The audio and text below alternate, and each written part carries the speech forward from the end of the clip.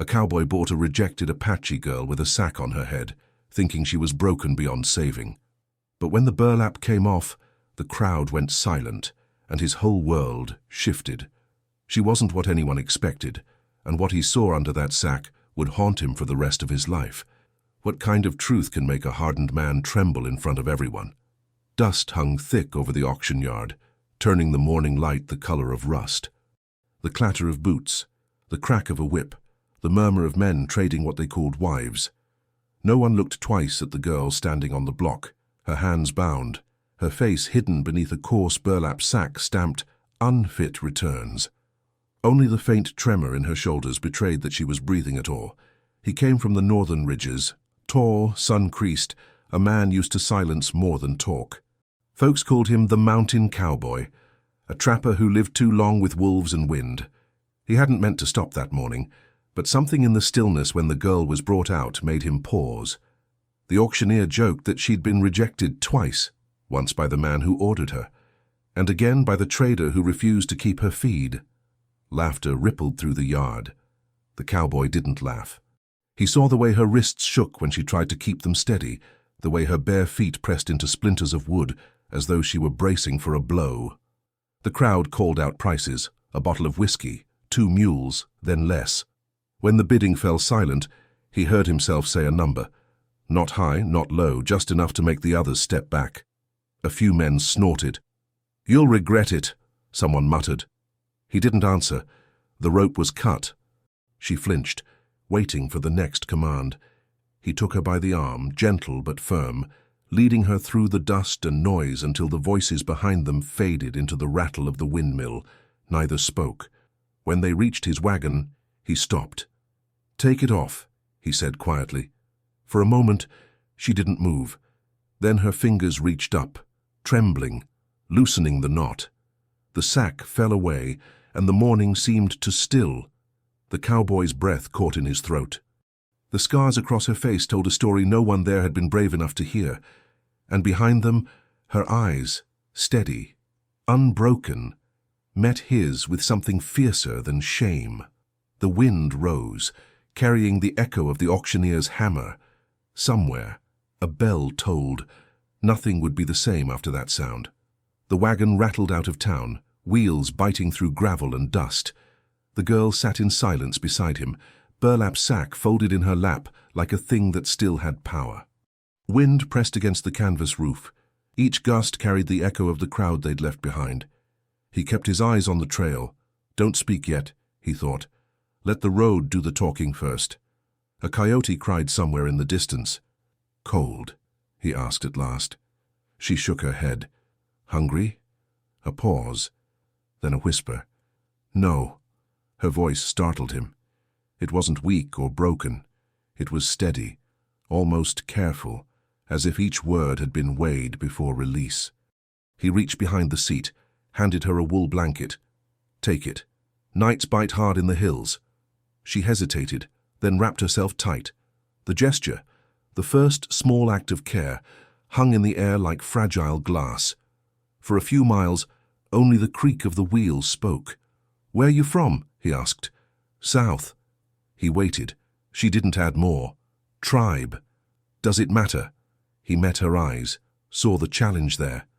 "No," he said softly. "Not to me." The trail narrowed between red cliffs. Shadows stretched long across the path, stripes of amber and coal. He guided the horses through a shallow stream. The water flashed silver over their hooves. When they reached the far bank, the girl turned to look back toward town. The burlap sack fluttered in her hands. "You can throw it," he said. She studied it. "If I do, I'll forget who I was." He frowned. "Maybe that's the point." She shook her head. "It's not shame that keeps it close. It's memory." The words unsettled him. He'd seen soldiers speak of memory the same way, like a wound that refused to scab. By sunset, the wagon reached the foothills. He stopped near a spring, unhitched the horses, built a small fire. Sparks rose into the dimming sky. She sat cross-legged on the ground, still clutching the sack. "You got a name?" he asked. "They took it." He stirred the fire with a stick. "Then we'll find you another." "I don't want another." Silence again, but not empty this time. thick, alive, stretching between them like a wire ready to snap. He handed her a tin cup of coffee. "Drink." She sniffed it, then sipped. The bitterness drew a faint grimace that made him almost smile. "You laugh," she said quietly. "Not at you." "Then why?" "Because you look like someone fighting the whole world with one sip of coffee." That earned him the smallest flicker of a smile. It passed quick as a breath, but he caught it, stored it somewhere deep. The fire cracked. Distant thunder rolled across the valley. He glanced up, dark clouds gathering above the ridgeline. "Storm's coming," he muttered. "We'll shelter in the old mission ahead." As they packed, he noticed her tracing patterns in the dirt, 3 short lines, 1 long. "What's that?" he asked. "A warning," she said. "For those who can read Earth." He didn't understand, but the way she said it made him uneasy. Lightning flashed far off, white and silent. They climbed back into the wagon. Rain began as a whisper, then grew sharp and heavy. The road turned slick. He tightened the reins, urging the horses uphill. Beside him, the girl closed her eyes, lips moving in what sounded like prayer. "What are you saying?" he asked over the storm. "Calling the wind by its name," she answered. The phrase chilled him. Wind had no name where he came from, just noise and emptiness, but in her voice it sounded like something alive. A sudden crash split the night, a tree struck by lightning, falling across the trail. The horses reared, screaming. He hauled on the reins, muscles straining. The wagon jolted sideways, nearly overturning. The girl grabbed the sideboard, shouting something in Apache he couldn't understand. Wood splintered. The rear wheels snapped against a rock. They lurched to a stop, rain pouring over them. He jumped down, mud sucking at his boots, trying to calm the horses. Behind him, she climbed out, moving faster than he expected. "Stay back," he called. She ignored him, stepped into the downpour, eyes fixed on the smoking tree. Lightning lit her face, scarred but fierce, defiant against the storm. She placed one hand on the charred trunk, murmured words he didn't know. The wind shifted. The horses quieted. Even the rain seemed to slow. He stood there, breathless, watching her silhouette framed by the flicker of dying firelight. Something about that moment, the storm, the calm, the impossible stillness, told him she wasn't who the traders had claimed she was. She turned back toward him, water streaming down her cheeks like tears that weren't. "You still think you bought me?" she asked. He couldn't answer. The question struck deeper than the lightning ever could. Thunder rolled again, closer this time. Behind them, from the darkness of the canyon, came another sound. Low, heavy, deliberate. Not thunder. Hoofbeats. More than one horse, getting closer. He reached instinctively for the rifle under the seat.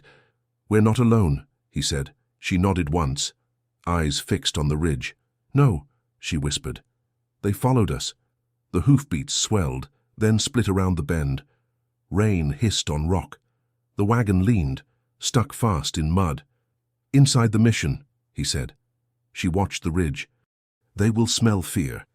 Then we give them none." They dragged the gear under the stone arch. The mission was ruined but tight against wind. A cracked bell hung above, dark as a wound. He set the rifle near the door. "Stay behind me." She lifted the burlap sack. "Why that?" "It makes men careless." "How?" "They see the sack, not me." The hoofbeats slowed. Voices carried through rain, calm voices, not drunk, not wild. A lantern bobbed at the gate. 3 riders dismounted, boots heavy in the mud, coats slick with water, hat brims low, no guns drawn, not yet. The first man called, smooth as a clerk. "Evening. Storm's a mean one." Silence answered. The lantern lifted, yellow on stone. A badge winked. Not a sheriff's star, rail company seal. Worse than a gun. The second man unrolled a paper tube. Wax seal broke with a soft pop. "Bill of sale," he said. "Correction notice." Rain tapped the parchment. The first man smiled at the doorway. "Trader made an error, friend. Return of goods required." His tone was almost kind. "Almost?" "She is not goods," the cowboy said. "Law says otherwise," the man replied. "Badges and ink say it." "They can lie." she whispered. The third man paced the yard. Boot heel tested the mud. A patient man. A watcher. Hand her over, the first man said. Storm's no place for trouble. We'll credit your payment, the second added. Travel voucher as well. It sounded like mercy. It smelled like a trap. The girl stepped from the shadows, sack in hand. Ask your paper a question, she said. The first man tilted his head. Go on. What does it say about a face? He frowned. Ma'am. Does it list a face? His mouth thinned. Description, age, height, no mention of scars. She lifted the sack slow. Rain streaked her cheeks. The men looked. They hesitated. The third man stopped pacing. The first cleared his throat. Paper stands. Then your paper is blind, she said. Her voice did not shake. The cowboy moved the rifle closer. Roads gone. Wheels snapped. No travel tonight. The first man's eyes cooled. We can wait, he said. Law has patience. So does hunger, the cowboy said. Fire's warm inside. The men did not come in. They stayed in the rain. He knelt at the hearth, struck a flame. She crouched beside him, hands steady. Together they fed the fire small twigs, then larger sticks. He slid his coat over her shoulders, a second act of care, a quiet vow. Outside, the lantern dimmed to a dull ring. Wind pushed through the arch, carrying wet dust. The bell creaked, a dry moan. He poured coffee. Drink. Later, she said. You need heat. You need answers. He studied her face. Tell me what they want. They want silence, she said. Wrapped in rope and paper. What did you do? I kept breathing. That a crime now? For some men? Yes. The first man called again, voice careful. We will not enter. You will not leave. At dawn, we ride together to town. Town sold its soul already, the cowboy muttered. The girl touched his sleeve. Do not fight ink with steel. How then? Make ink afraid. Lightning flashed along the ridge. The third man flinched. The lantern wobbled. The bell murmured once more. She drew 3 short lines, one long in ash. The earth says watchers are tired, she whispered. He raised a brow. You can read that. I can read breath. What do I say? You say you will not fail again. Again. The word bit. He looked away. Rain softened. Wind shifted. The riders relaxed, shoulders easing under wet coats. The first man spoke low to the others. A plan forming. Polite plans hurt deeper. The cowboy stood. Keep low, he told her. He stepped to the doorway. You gentlemen carry pens, he called, and a voucher. Plus authority, the first said. I have something too, the cowboy said. What's that? Witness. The word landed heavy. The men stilled. Witness to what? To fraud at the yard, he said. To marks cut before bidding. To a sack used for shame. To a girl sold without consent. The first man's smile thinned. Strong claims, he said. Stronger than a badge. Stronger than a crowd that wants sleep, the cowboy said. I talk loud when men cheat. The second man rolled the paper tight. Careful, friend. Careful is why I'm alive, the cowboy said. The girl stepped beside him, sack clutched like a flag. She spoke clear, each word sharp. I will walk at dawn, not be carried. To where? The first asked. To the ridge, she said. To the old cottonwoods, where truth keeps its roots. The third man laughed once. Nonsense. But the laugh was thin. Even he heard it. The cowboy looked at the ridge. Storm will hide tracks, he said. Not ours, the first warned. We count hoof prints for a living. You count wrong, she said. Some steps do not leave marks. He glanced at her, puzzled. She pointed at the bell rope. Pull once, she said. Why? Because empty places remember names. He pulled. The bell boomed through the valley. Ravens spun up from the pines. The riders flinched, hands to ears. Echoes ran along the rock like quicksilver. From far off, another bell answered. A faint, distant chime, then another, closer. Not bells, spurs, many spurs. The first man stiffened. Company riders, the second asked. Not ours, the third said.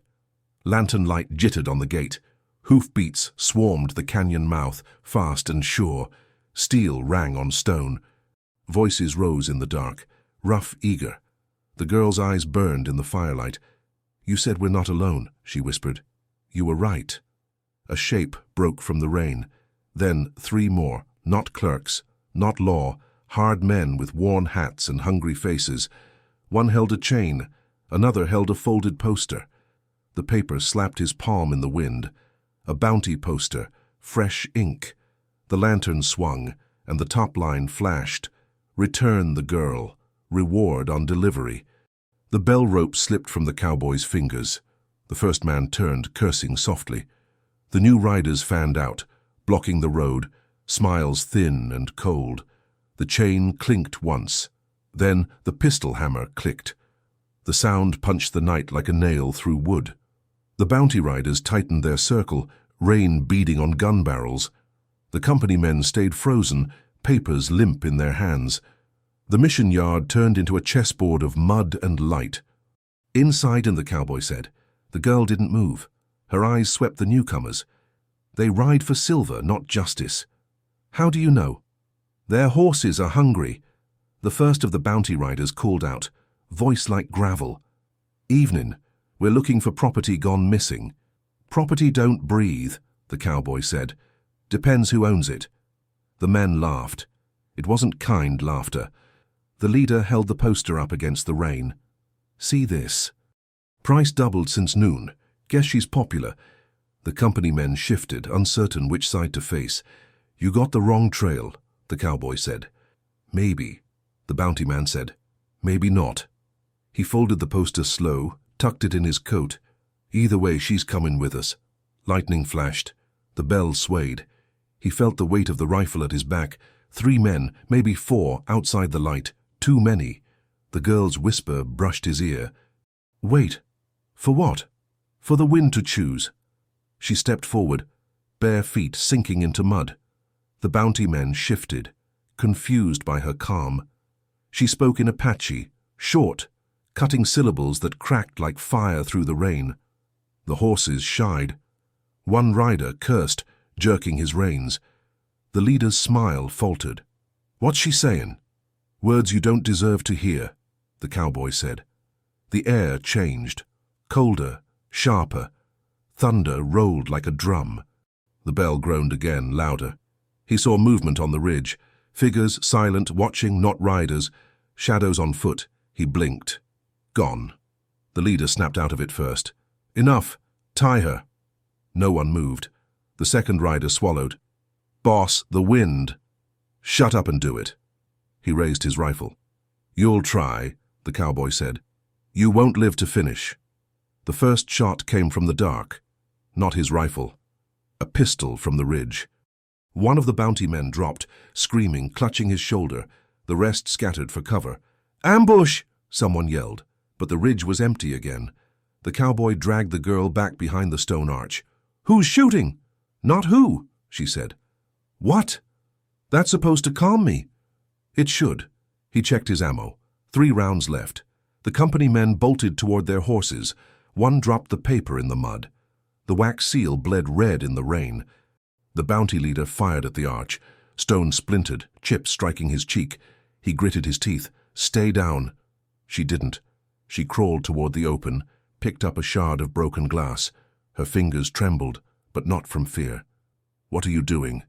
"Showing them a face worth dying for." She stood, glass catching lightning, eyes burning through the storm. The men hesitated again. Something in her defiance unstrung them. "You see," she shouted. "You can't buy what won't kneel." The cowboy rose beside her, rifle steady. "Last chance," he said. "Walk away." The leader snarled, raised his gun, but another voice cut through the storm. "Hold your fire."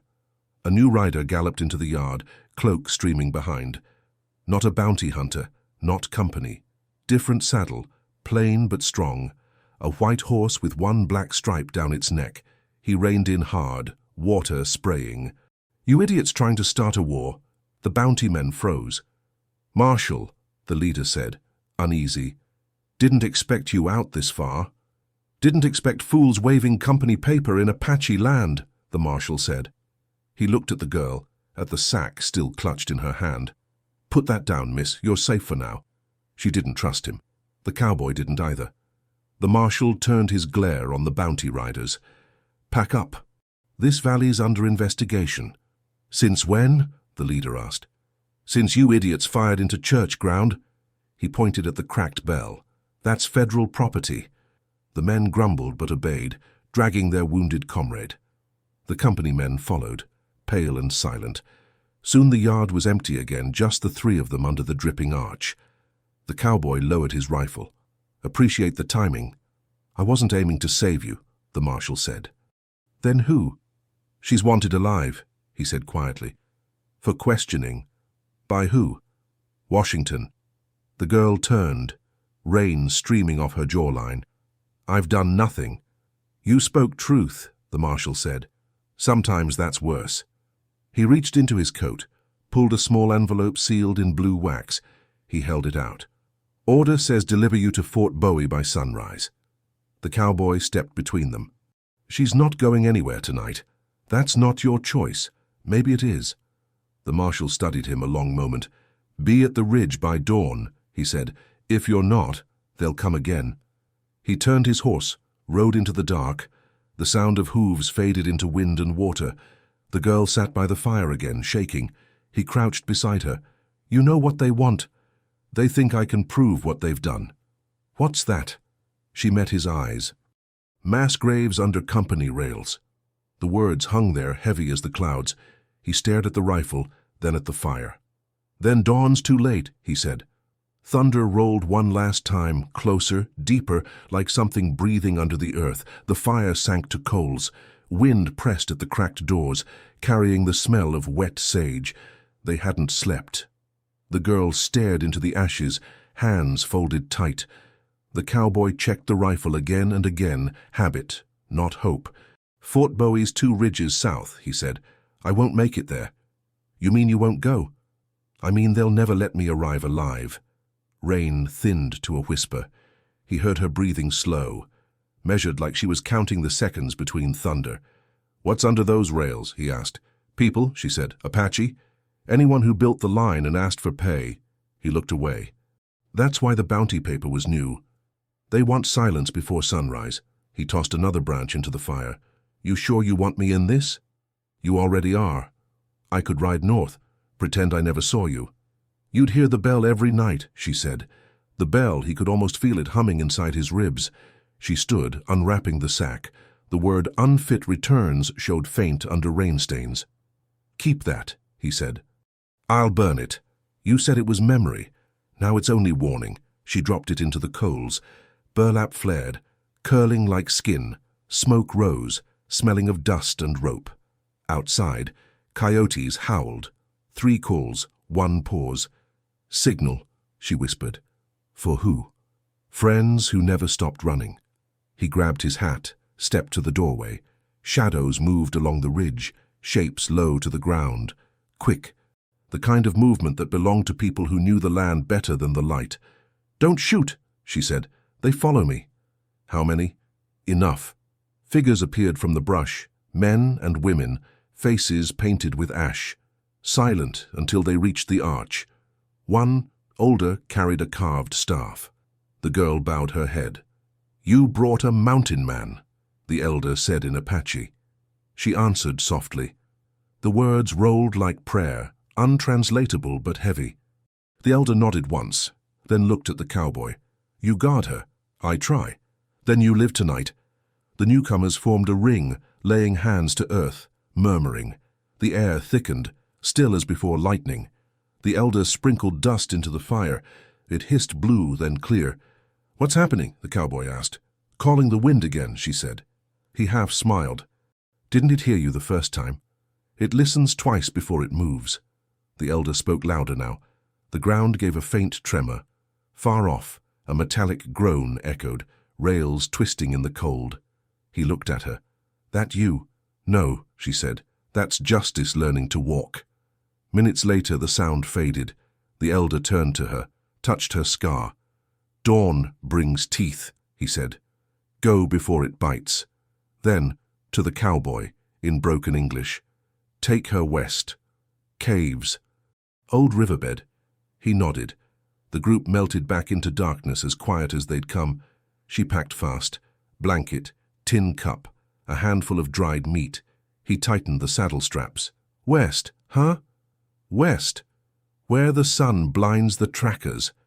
They rode at first light, wheels abandoned, 2 horses cutting through mist. Behind them, the mission bell hung still, black against the grey sky. Hours later, the sun burned through the clouds. Steam rose from the grass. The world looked washed, clean, almost peaceful.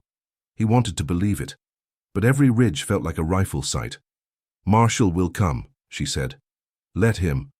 He'll bring paper. Then I'll bring witnesses. Dead ones. Living if I can help it."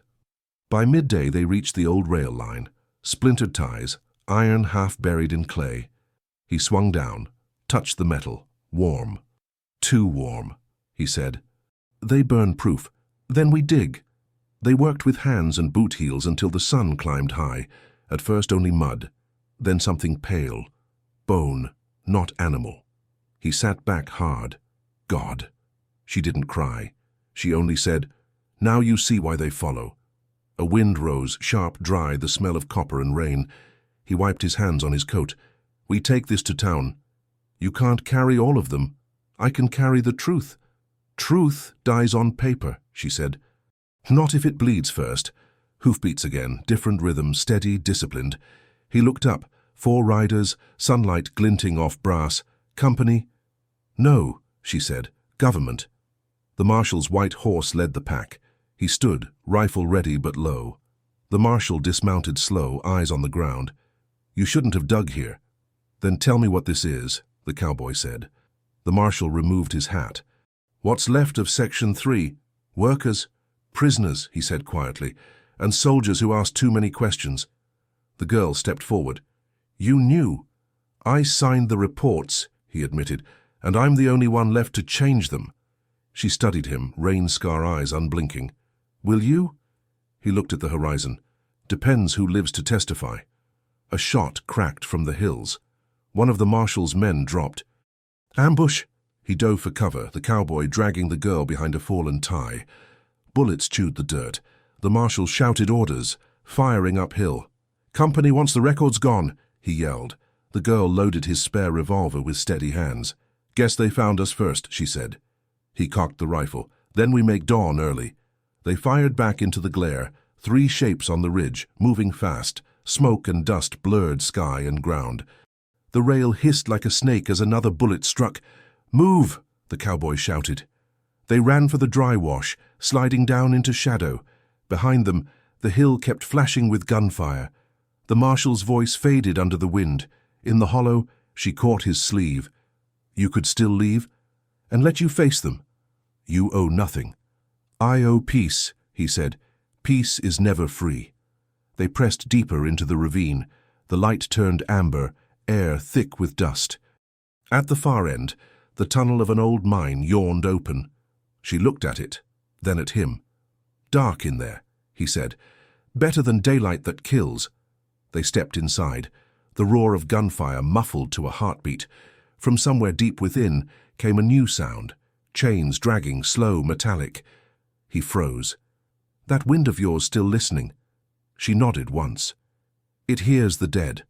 The echo grew louder, closer, not quite human. Something or someone was moving in the dark. The tunnel swallowed the light behind them. Only the faint glow of his lantern carved a trembling circle ahead. Water dripped from the ceiling in slow, hollow beats. Each sound stretched longer than a breath. "Stay close," he said. Her silhouette moved beside him, small but steady. The walls breathed cold. Old rails ran into the black, half-eaten by rust. "Who used this place?" he whispered. She touched the stone. Those who stopped belonging anywhere. Miners, runaways, prisoners, ghosts. The chain sound came again, dragging, pausing, dragging. He lifted the lantern higher. The flame wavered, yellow over dust and bone. Then a voice, low and raw. "Who walks here?" He raised his rifle. "Keep back." A figure stepped from the dark, gaunt, wrapped in rags that once might have been a uniform. Grey hair matted, skin cracked like old paper. A man, barely alive. "Don't shoot," the girl said. She knelt before the stranger. "You hear the bell?" He nodded slow. "Every night. The rails still hum. They hum with names."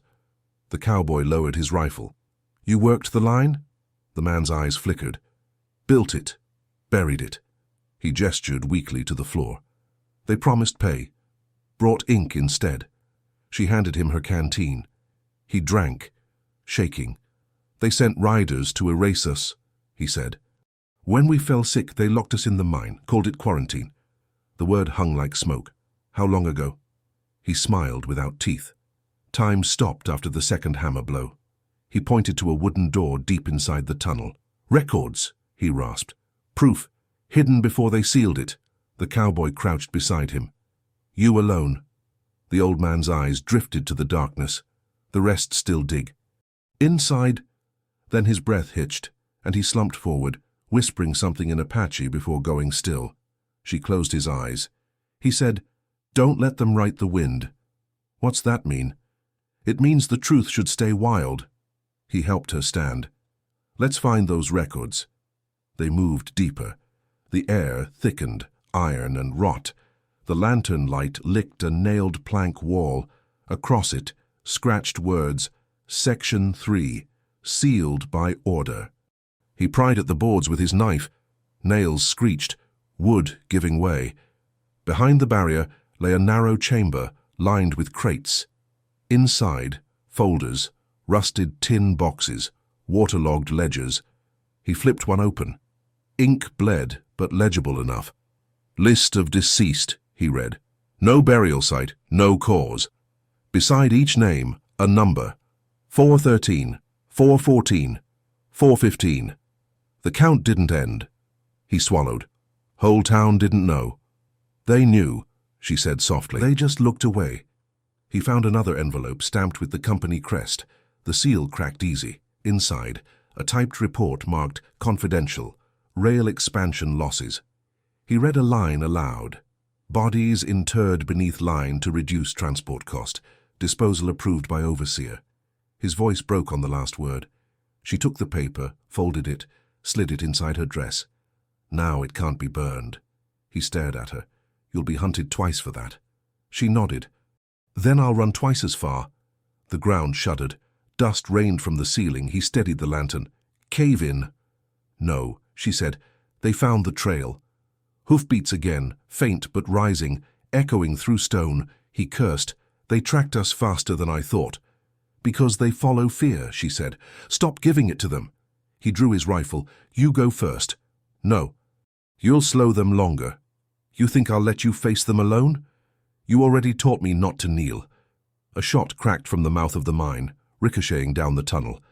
Lantern glass shattered. Darkness flooded the space. He grabbed her wrist, pulled her toward the side path. They stumbled over rails, coughing in the dust. Another shot closer. Sparks danced on the rock. He fired back blind, guiding her by touch. They reached a gap where the tunnel roof had fallen years before. Thin daylight seeped through cracks in the stone. "Up there," he said. She climbed first, fingers finding holds in broken rock. He pushed her upward, then followed. They emerged into a canyon of red shale, air fresh, harsh, alive. Below them, voices shouted. The bounty riders again, 2 of them left. The marshal's horse among them, riderless. He gritted his teeth. "They got him." She looked back at the mine entrance. "Then we end it." He reloaded, slow and sure. "You mean fight?" "No. Show them." "What?"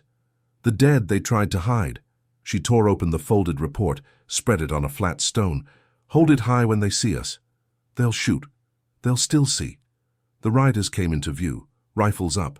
The cowboy stood, paper fluttering in wind. "This what you're killing for?" he shouted. Ink over bones. Bullets tore through the air. One grazed his hat. He didn't move. The paper caught the sun, letters burning white. The girl raised her arms, voice ringing against the cliffs. "Look upon what you built."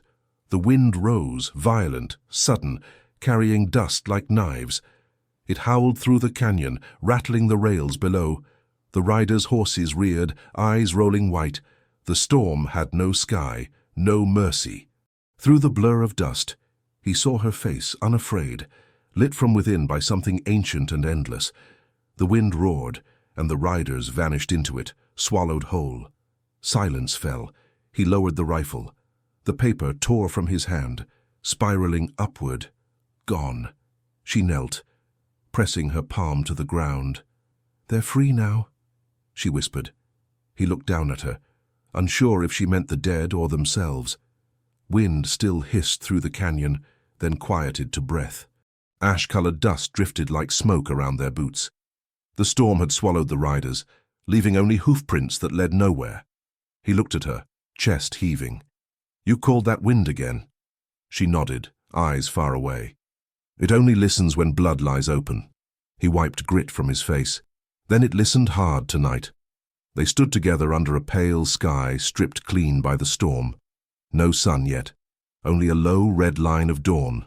The report. Gone. The mine sealed behind them, only memory left and the weight of truth heavy as iron. "We can still make the ridge," he said, "and the marshal. If he's alive, he'll meet us there. If he's not, then we tell his story too." They rode west, slow at first, then faster when the light broke over the mesas. The land unrolled endless, sage, rock, ghost smoke rising from dry gullies. Crows followed them like omens. She broke the silence. "What made you stop at that auction?" He thought about it. "Sound of the hammer. Reminded me of war drums. You were a soldier." "Was," he said, "stopped when I couldn't tell the difference between justice and revenge. Now you found it again." He shook his head. "Maybe just the noise after." They crossed a creek shallow as memory. Her reflection shimmered beside his, scar and all. "You ever take off the mask?" he asked quietly. "It was never mine," she said. "Then whose?" "Everyone who looked at me and saw less." He had no answer, only the rhythm of hooves and the wind that refused to die. Near midday they reached the ridge. The mission bell in the distance looked like a burned coin against the sky. A single horse waited there, white, streaked with blood. The marshal's. He lay nearby, propped against a rock, hat over his face. The cowboy dismounted first, knelt beside him, breath still there, shallow. The marshal opened one eye. "Took you long enough. We found the records. I saw the storm, figured you did. You knew this would happen. I hoped it wouldn't. Hope's a poor strategy." She crouched beside him. "You're bleeding." "Not the worst thing I've done today," he said. He reached into his coat, pulled a damp notebook. "Kept one copy. Pages'll hold." He pressed it into her hand. "Take it to Tucson. There's a paper there that still prints truth if you knock right." She stared at him. "They'll kill you for this." He smiled faintly. "They already tried." The cowboy tore a strip from his sleeve, bound the wound as best he could. "You come with us," he said. "I can't ride." "Then I'll carry you." The marshal shook his head. "I've carried enough ghosts. Go." He looked out over the valley, voice rough. "Tell them the line was built on bones. Make 'em say the names." He met the girl's gaze. "And don't let them draw you as a myth. Stay human. That's what scares them most." She nodded, tears mixing with dust. "I'll make them remember." "Good," he said. "That's all a man can ask." His eyes drifted shut. The wind touched his coat and stilled. The cowboy rose slowly. She closed the marshal's notebook inside her coat, near her heart. "He died clean," he said. "No one dies clean," she whispered. "Just quiet." They buried him under a cairn of flat stones, the bell tolling faint through the wind. When it stopped, she tied a strip of burlap, what was left of the sack, around one of the rocks. "For memory," she said. They mounted again. The trail west glowed red under the sun, heat shimmering off the ground. He glanced at her. "You sure about Tucson? If they print this, others will rise. And if they don't, then the wind will." By dusk, the horizon burned orange. Coyotes called, distant and hollow. They stopped at a dry arroyo, made a small fire, too tired for talk. He passed her the canteen. She drank, then looked up at the first stars. "Why help me?" she asked softly. He poked at the embers. "Because someone once helped me when I was the one in chains. You owed them. I owe the world fewer ghosts. She smiled faintly, a scar curving into light. The wind will remember you, she said. He almost laughed. Long as you do. A long silence settled, comfortable this time. The kind born after survival, when words no longer matter as much as breath. Then, faint on the edge of sound, came something else. Not wind, not coyotes. Wheels, wood on stone. He stood, rifle in hand. A wagon, lantern swinging, coming along the ridge. Too smooth for traders, too late for travelers. She rose beside him. They didn't stop, she said. No, he murmured. They never do. The wagon halted below. A man stepped down, coat long, hat low. He lifted a hand. Message from the company, he called. The cowboy's jaw tightened. Guess dawn came early again. The lantern swung from the wagon, cutting weak light through the dusk. The new man walked with the easy confidence of someone certain he'd never be shot first. Two others stayed by the horses, rifles cradled. The girl's breath shortened. The cowboy shifted his stance, body angled, calm as stone. What message? He called. The man lifted a sealed envelope, edges crisp, seal black instead of red. Corporate order, he said, to correct what the storm scattered. Storm scattered plenty, the cowboy said. The man smiled thin. Exactly why they sent me. He stopped 10 paces away. Name's Grant, inspector for the company's legal division. Don't care, the cowboy said. You should, Grant replied, because I'm not a gun. Looks like you brought enough. They're just paperweights, he said, tapping the envelope. Real Powers, Inc. The girl stepped forward. Paper killed more people than bullets, she said. Grant turned to her. You must be the witness. Congratulations, your story's worth money now. She kept her voice low. Truth isn't for sale. He smirked. Everything is. The question's price. He extended the envelope toward the cowboy. Inside's a pardon, Grant said. For you both, signed, sealed, no bounty, no pursuit. You disappear clean. The cowboy didn't take it. What's the cost? Return the notebook. That's all. She laughed once, dry. How you mean bury it again? Call it preservation, he said. Call it murder, she answered. Grant sighed. You folks talk like poets. Poets don't win wars. The cowboy's eyes narrowed. You ever fought one? Every day. In courtrooms. He flipped the envelope open, pulled out 2 crisp forms. Sign here, live quiet. The rest dies in silence. The girl's hand went to her coat where the notebook rested. He saw it and nodded slightly. That's what they want. A clean ending. Wind brushed the fire sideways, sending sparks skittering across the dirt. The cowboy stepped between them. I've seen clean endings, he said. They look a lot like graves. Grant's smile stayed fixed. Think careful. You're outnumbered. He shrugged. So were the bones under your tracks. Grant's face twitched. First crack of control. You don't understand how big this is, he said. I don't have to, the cowboy answered. Just big enough to stand on while I shoot. Grant's hand moved toward his coat pocket. The cowboy cocked his rifle. Easy, he said. You blink wrong. You lose a finger. The 2 guards raised their guns. The girl spoke fast, in Apache, sharp, rhythmic. The wind stiffened again. Sparks lifted like stars. Grant hesitated. What's she doing? Deciding how clean you'll die, the cowboy said. A shot cracked. 1 guard dropped. The other flinched and fired wide. The cowboy's return shot hit his rifle, sent it spinning. Grant froze, breath quick. All right, he said. You win. But the company's just men like you, the cowboy said. They bleed the same. She approached, slow. The firelight caught her scars, made them shine like silver lines. Grant's voice wavered. You can't stop progress. Progress, she said. That's what you call burying the poor. It's how nations grow. It's how hearts die. She took the envelope from his hand, tore it open. The pardon papers fluttered into the fire. He lunged forward. The cowboy's rifle stopped him cold. Flames curled the edges of ink, curling the signatures into smoke. Grant watched, eyes wide, as his safety turned to ash. You think they'll forget, he rasped. No, she said. That's the point. He stumbled back toward the wagon, shouting for his driver. The cowboy lowered his gun but didn't move to stop him. "Let him run," she said. "Why?" Some words travel faster from a coward's mouth. They watched the wagon rattle away until the light disappeared beyond the ridge. Only then did she breathe again. He sat by the dying fire, rubbing grit from his palms. "You sure about this path?" "No," she said. "But it's the only one that doesn't lead back." He looked west where the horizon burned violet. "Papers gone, marshals gone, storms quiet. What now?" "We print our own truth," she said. "How?" She opened the notebook, tore out the first page, and handed him a stub of pencil. "You write what you saw," she said. "You write what they did." "And you?" "I'll carry it." He hesitated, then began. The pencil scratched slow across the paper. Outside, night pressed close. Each word felt like a nail driven into something sacred.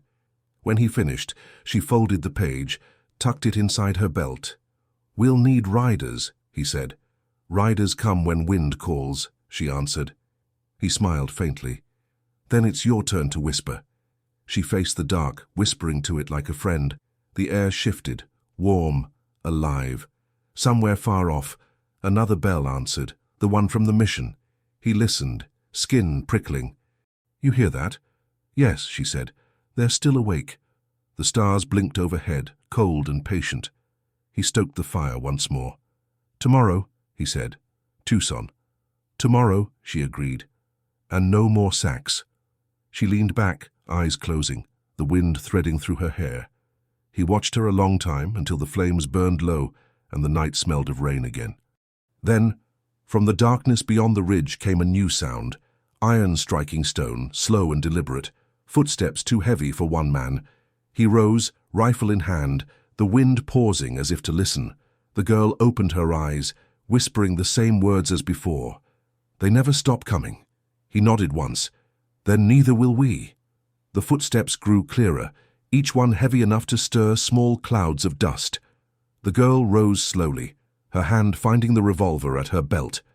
The cowboy stepped in front of her, eyes narrowed toward the ridge. The fire sputtered once and then steadied, its light thin against the dark. 3 shapes emerged from the shadows. Not riders this time, men on foot, cloaked against the wind, moving like they owned it. Their boots shone faint in the embers. Company marks still glinted on their lapels. "Looks like you were right," he said softly. "They never stop." The tallest of the 3 stepped forward. "Evening," he said, voice polished, polite. "Seems there's been some confusion about property and papers." The cowboy's grip tightened. "Confusion's what happens when lies get wet." The man chuckled, low. "You sound like the marshal. Shame he couldn't finish his report." The girl's breath caught. "What did you do to him?" "Nothing he didn't do to himself. He was in the way." Her eyes burned. "He tried to save us. Then he failed," the man said simply. The cowboy's rifle lifted half an inch. "Last warning," he said. "I've heard that tone before," the man answered. "Usually ends with regret." He turned to the others. "Take the girl alive. Papers say she's worth more breathing." The 2 subordinates moved forward, slow, cautious. The girl stepped beside the cowboy, whispering without looking at him. "When I move, shoot the left one." "You sure?" "Always." She dropped suddenly to one knee, firing once. The shot hit true. The left man spun backward, rifle clattering to the rocks. The cowboy's bullet followed an instant later, tearing the second man's hat clean off and driving him to the ground. The tall man didn't flinch. He only sighed. Predictable. Then his hand came up, holding something small and metal, a whistle. He blew it once. A shrill cry tore through the canyon. From far behind came the answering echo of hooves. Many. The girl's eyes widened. "He brought an army. Or ghosts," the cowboy said. They ran for the horses. The first hoofbeats hit the ridge like thunder. Dozens of riders, lanterns swinging. The girl grabbed his arm. "Not the trail. We'll be trapped." "Then where?" "Down." She pointed toward the riverbed below, dry and cracked like old skin. They spurred their horses and plunged off the ridge, sliding through loose shale. Shots rang above them, sparks chasing through the night. The riverbed opened into a wide basin. A faint glow shimmered ahead, something burning. The cowboy squinted. Campfires? She shook her head. No.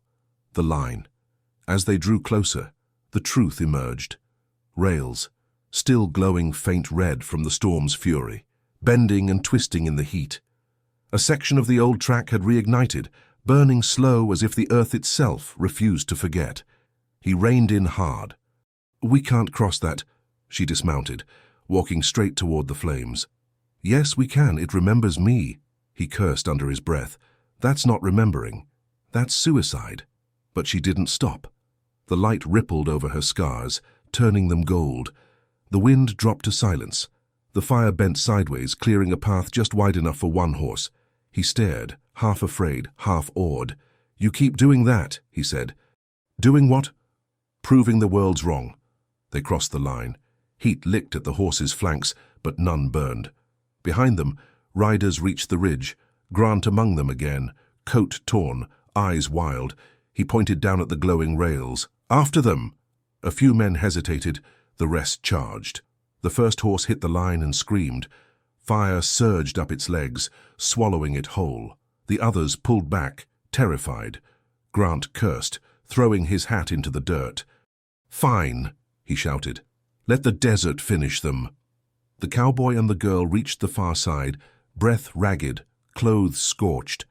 They stopped at the crest of another hill, watching the glow fade behind them. The rails cooled, turning dark and silent again, as if nothing had happened. He exhaled slow. "They won't cross now." "They don't have to," she said. "They just wait." "They always wait." He looked at her. Dust streaked her cheeks, eyes fierce even through exhaustion. "We could run south, cross into Mexico." She shook her head. "Truth doesn't stop at borders. Neither do bullets. Then we ride between them." She pulled the marshal's notebook from her coat. "We still have this." He smiled wearily. "Proof's heavy cargo." "So is freedom," she said. "Difference is freedom breathes." They mounted again, turning west. Behind them, the last of the rails gave a faint hiss like a sigh. The stars scattered wider now, clear and sharp. For a moment, the night felt still, forgiving. Then, far ahead, a column of smoke rose where Tucson should be. He frowned. "That's not campfire smoke." "No," she whispered. "That's warning." The wind shifted again, carrying the smell of burning ink and paper. Whatever truth the city had once held was being erased. He looked at her. "We're already too late." She stared at the horizon, jaw set. "Then we start again." Smoke curled across the plain like a living thing, dark against the pale morning. By the time they reached the outskirts of Tucson, the air tasted of ash and ink. Pages blew through the streets like tumbleweeds, charred scraps of newspapers, orders, and confessions. The cowboy dismounted first, boots sinking into blackened mud. "What happened here?" She bent, picked up a half-burned sheet, the masthead still visible, Tucson Gazette. Below it, the word expose. "They printed it," she whispered. "Then they paid for it." Every window on Main Street was shattered. A printing press lay toppled in the dust, its iron plate still warm. The world smelled of oil and fear. He looked down the long street, empty except for the echo of wind through broken glass. "Anyone alive?" "Maybe," she said. "Maybe the truth still runs." A noise answered her, boots dragging, metal clinking. From behind the ruined press, a figure staggered out, coughing through soot. An old man, shirt burned to rags, ink on his hands like blood. He looked up, squinting through the haze. "You brought it," he rasped. She ran forward. "The notebook." He nodded. "We tried to print, got one run out before they came." "Who?" "Company men, railroad guard." "Same faces, different badges." The cowboy glanced around. "They still here. Left after they made sure no one else could." He motioned weakly toward the wrecked press. One copy survived, buried under the type drawer. The girl knelt, pried open the metal cabinet. Beneath the twisted letters, a small bundle wrapped in oilcloth. She pulled it free, soot-stained, edges singed. Inside, a single printed sheet, Headline large enough to bleed. The rails built on bones. The cowboy exhaled. They got it out. The old man coughed, smiling through cracked lips. Long enough for riders to take it south. Mexico will read it by tomorrow. She helped him sit. You did more than most preachers ever could. He laughed weakly. I just pressed the ink. You made it worth pressing. He looked toward the door, where the light spilled thin through smoke. They'll come back when they see the flames died down. Then we'll be gone, the cowboy said. Where? Where the wind carries the truth. The old man gripped the girl's wrist.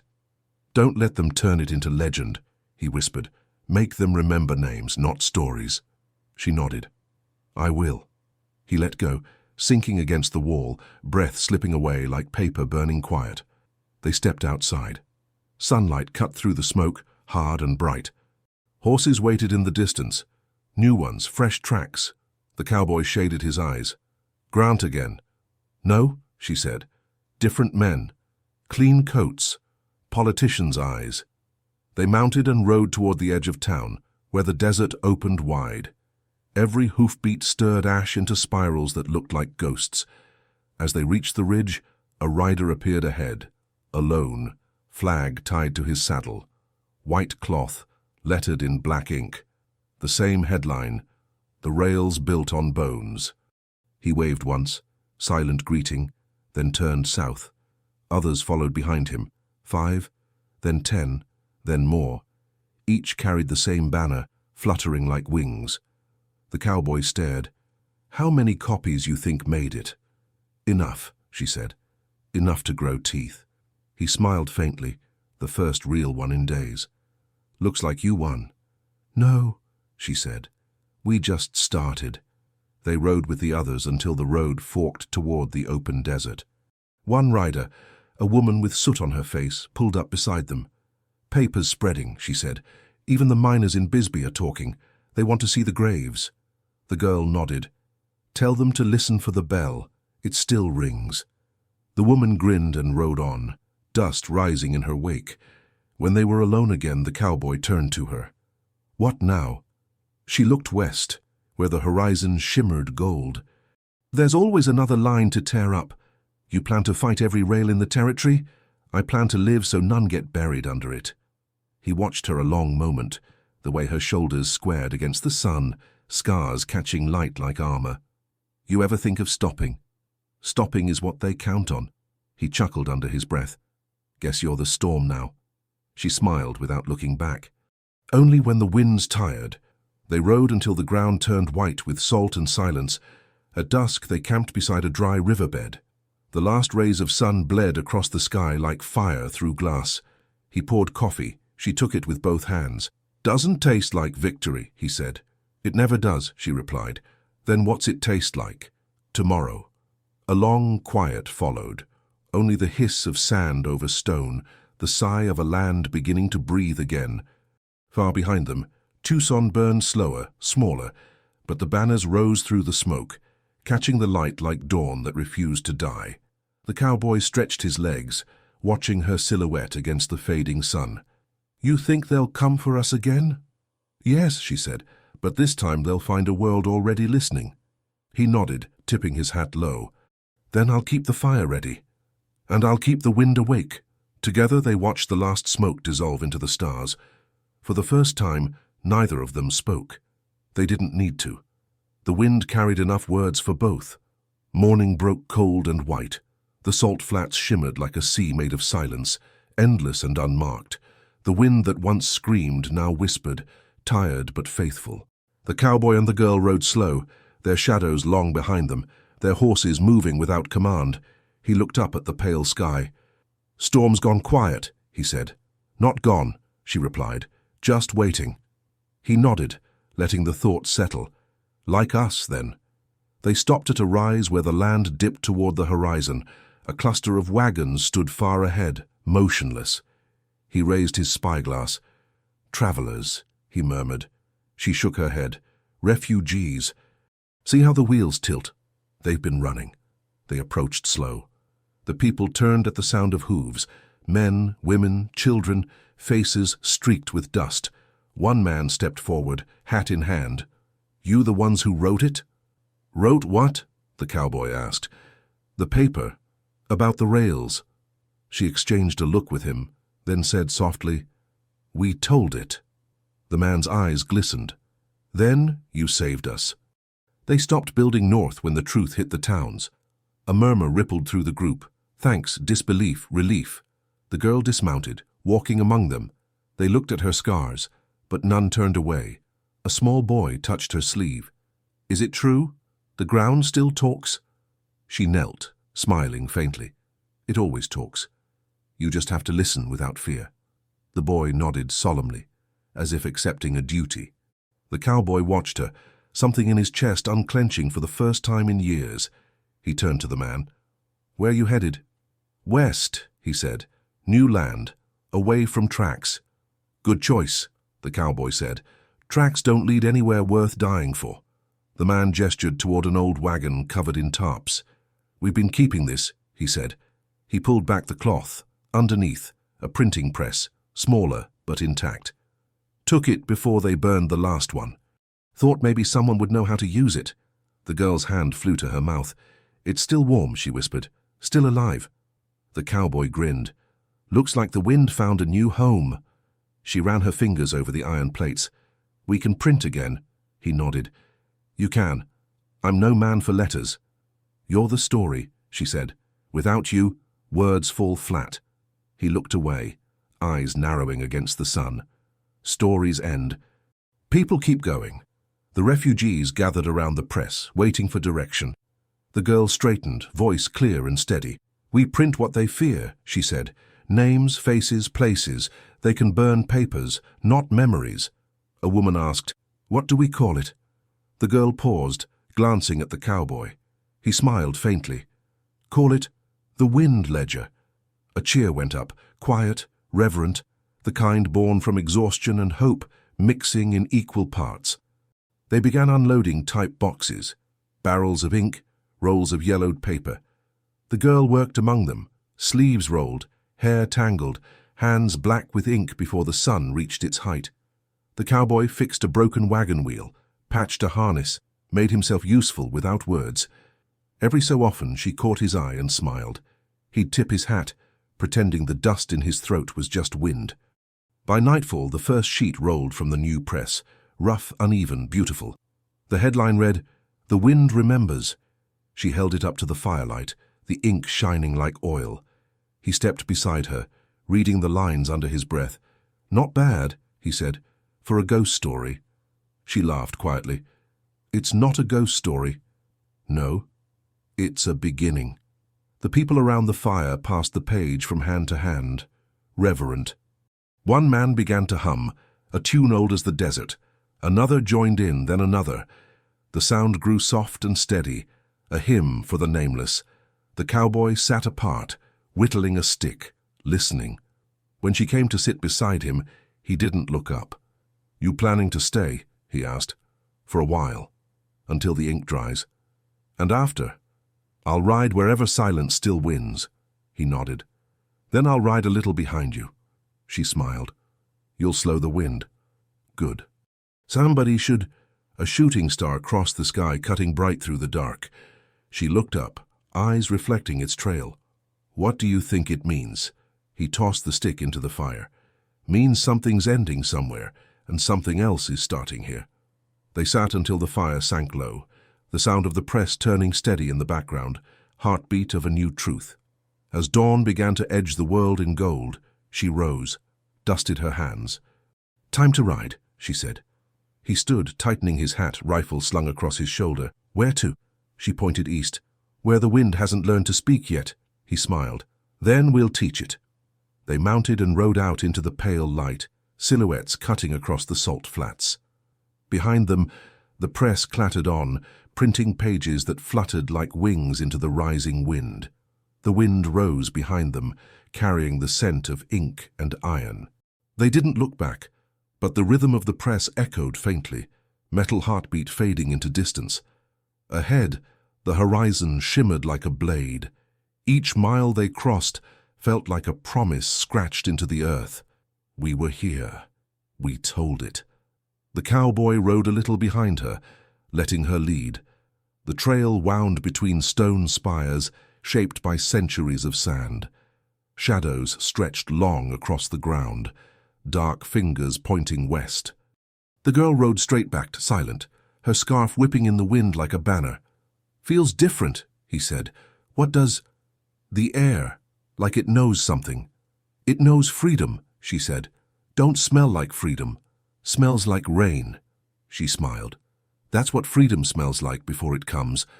They crossed into a valley where the wind turned warm and wet. Thunder rolled, slow and patient. The girl glanced at the sky. "It's early for monsoon." "Maybe it's the earth finally washing itself clean," he said. They found an abandoned way station, a roof still standing, a well gone dry. He led the horses inside, poured the last of their water into a tin trough. She gathered scraps of old paper from the floor, shipping manifests, faded orders, names of men long dead. "Even ghosts kept records," she said. "Ghosts love paperwork," he muttered, and she laughed for the first time that day. Outside, lightning flashed white across the mesa. The sound reached them seconds later, low and endless. She stepped to the doorway, watching. "Storm's heading our way." "Good," he said. "Let it come. Maybe it'll wipe the tracks for good." The first drops hit, big and heavy, raising the scent of dust and life. Within minutes, the valley was silver with rain. She stepped out into it, arms open.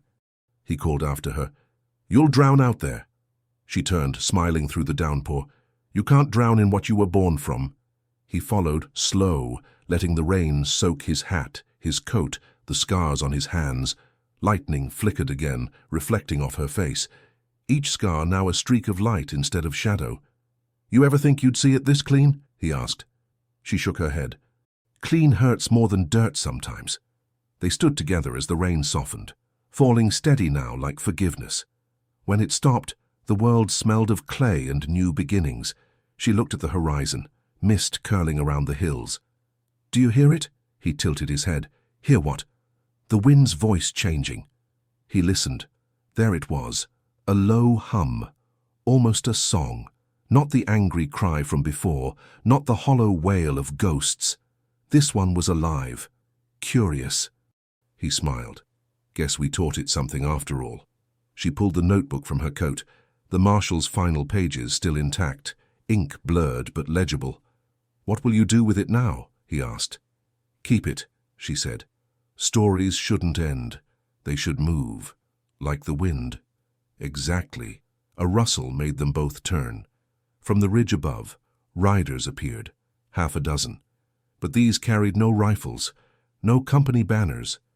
Their horses wore cloth strips marked with the same headline from Tucson, "The rails built on bones."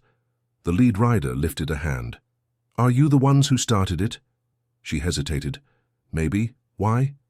"We've been following the papers. Towns are rising. Work gangs walking off the rails, foremen fleeing south." The cowboy frowned. "And you?" "We're carrying it farther west," the rider said. "Every settlement needs to know." The girl smiled. "Then take this." She tore the last page from the notebook, folded it once, handed it to him. "What is it?" "Names. The first buried. The ones who started the wind." The rider bowed his head. "We'll make sure they're remembered." She nodded. "That's all that matters." When the riders left, the cowboy sat on the wagon step, watching their silhouettes fade into the mist. "Looks like we're out of a job," he said. "Truth doesn't need keepers," she replied. "Only witnesses." He pulled a small piece of tin from his coat pocket, a fragment of the old rail, dark and twisted. "Maybe I'll keep this," he said. "For what?" "To remember what not to build again." She smiled softly. "Then you finally learned." The wind shifted again, playful this time, swirling between them. It carried the faint sound of hammers from somewhere far away, not of building, but of dismantling. Rails being pulled up, steel bending, a nation unmaking its sins one spike at a time. The cowboy stood, adjusting his hat. "So, where to now?" She looked east, where dawn was turning the rain clouds gold. "Toward the sun," she said. He smirked. "Never figured you for a poet." "I'm not. I just like beginnings." They mounted their horses, rainwater dripping from the leather. As they rode, the ground glistened behind them, 2 clean tracks in the mud, side by side. The storm followed, gentle now as if blessing their path, and for the first time since the sack came off her head, she felt weightless. No chain, no name, only wind and purpose. He glanced at her, something like peace in his eyes. "Guess the wind finally found someone it trusts," he said. She smiled, not answering. Some truths didn't need words. The horizon widened, gold spilling over red rock. The rails lay behind them, rusted and broken.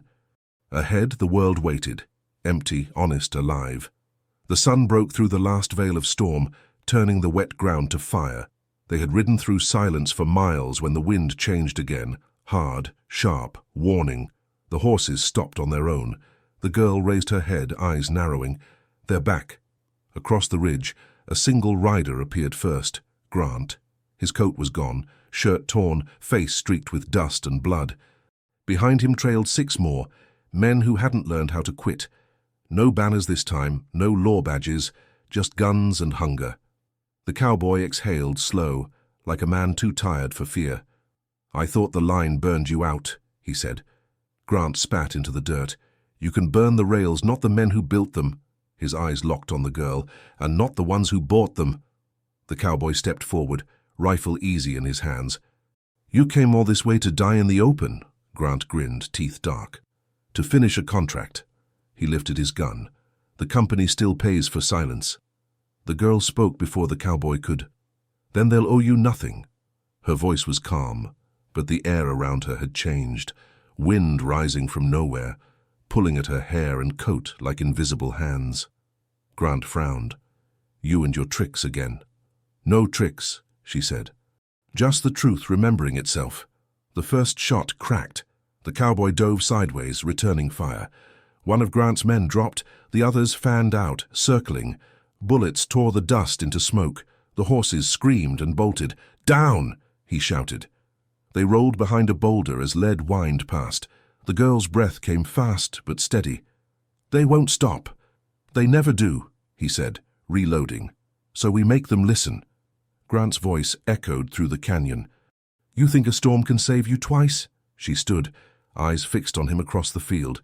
"No," she said softly. "Once was enough. Now it's me." She stepped out from behind the rock. He shouted, "Don't!" But the wind rose with her, fierce and howling, swirling the sand into columns. Grant's men fired, but their bullets vanished into the spinning air. The wind wasn't protecting, it was remembering. Every gust carried whispers, faint but growing. Names. Hundreds of them, voices of the buried, rising from the dust. The canyon itself began to shake. Grant's horse reared, eyes rolling white. "What is this?" he screamed. The cowboy's voice cut through the storm. "Justice, the kind you can't buy." Lightning tore the sky open. The wind slammed into the ridge, knocking riders from their saddles. One tried to crawl away, only to be swallowed by the sand. Grant staggered toward the girl, gun shaking in his hand.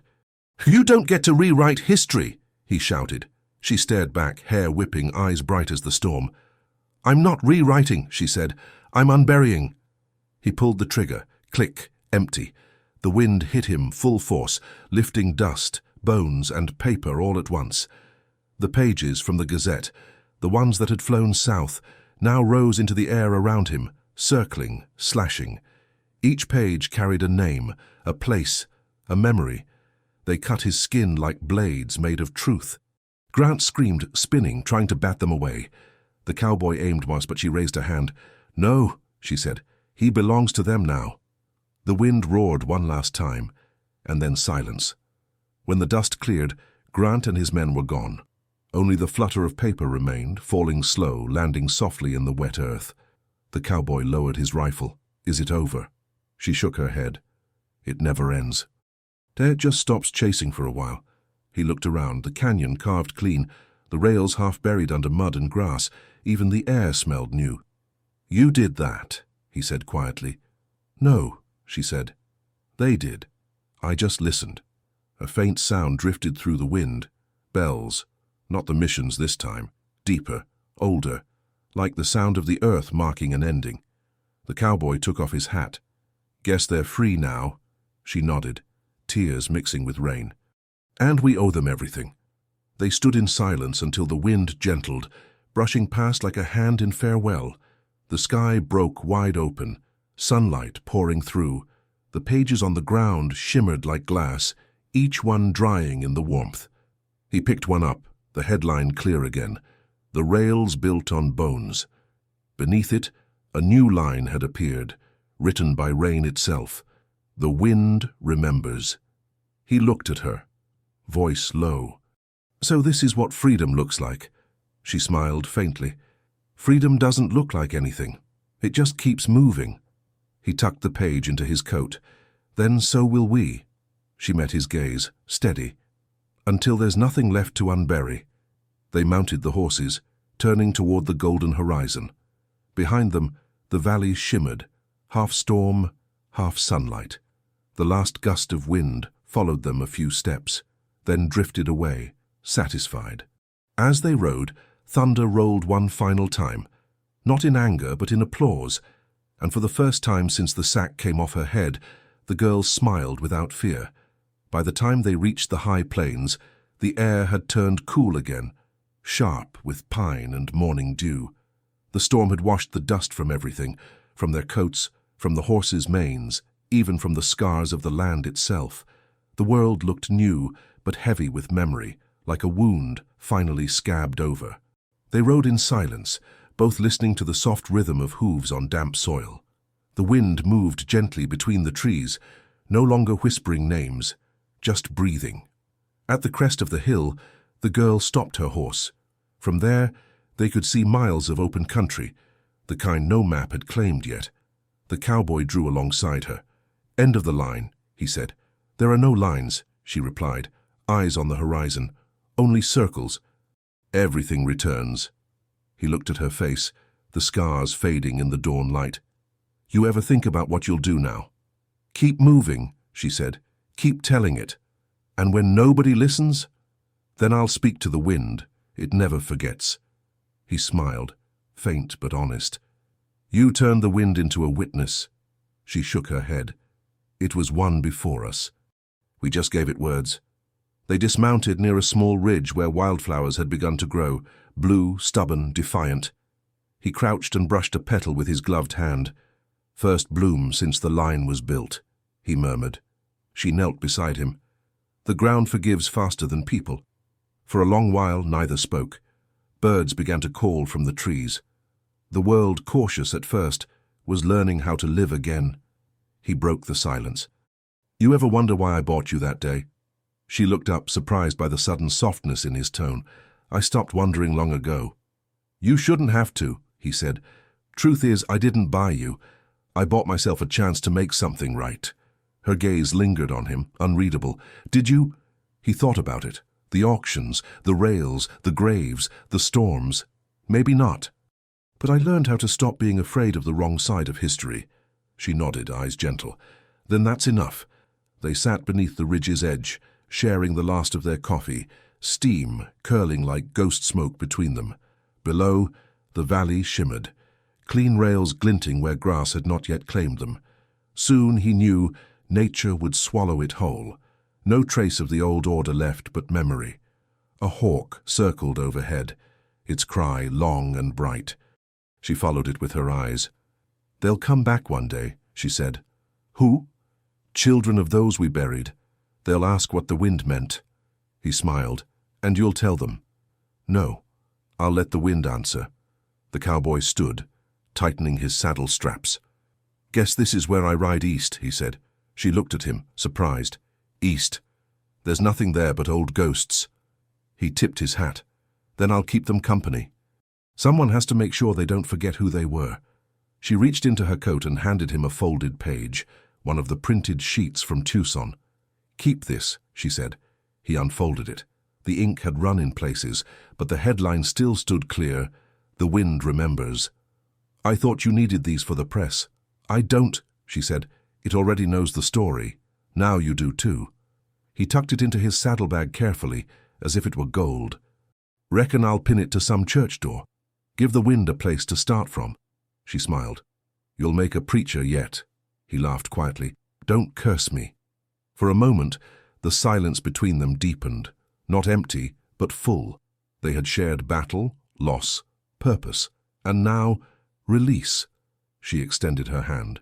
He took it, rough against rough, the kind of handshake that carried both farewell and respect. Thank you, she said. For what? For not looking away. He met her eyes. You made it impossible. She mounted her horse, turning west toward the sun climbing through the clouds.